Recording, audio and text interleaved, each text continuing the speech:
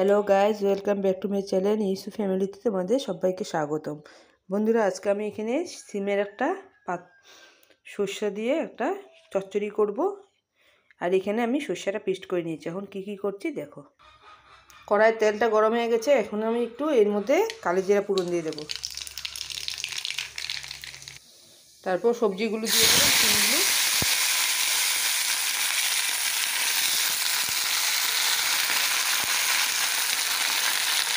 সিম আর বেগুনগুলো দিয়ে দিলাম। দিয়ে এটাকে একটু আমি এখন একটু ছাঁকিয়ে নেবো। তারপর আমি সর্ষে বাটাটা দেবো। এর মধ্যে একটু আমি হলুদ এড করে দিলাম। কে কে সিমের চচ্চড়ি ভালোবাসো কমেন্টে অবশ্যই জানাবে। আমার তো খুব প্রিয়।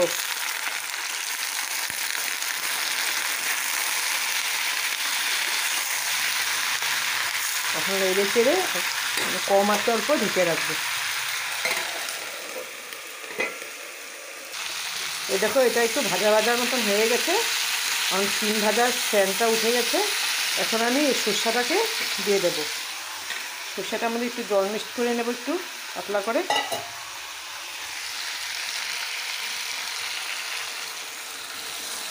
আর একটু জল দিয়ে দেবো।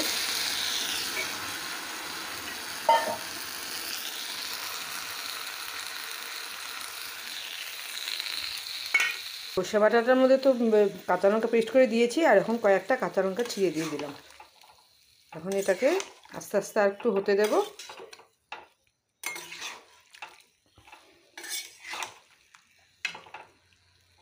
কে কে ভালোবাসো সবাই কিন্তু কমেন্টে অবশ্যই জানাবে। এটাকে আমরা সিম পাতুরি বলি, সর্ষে দিয়ে। সিম পাতুরিটা খেতে কিরকম হবে। এটা একটু হয়ে নেয়। এই দেখো, এটা হয়ে এসছে। আর একটু জলটা টেনে গেলে তারপরে নামিয়ে দেবো।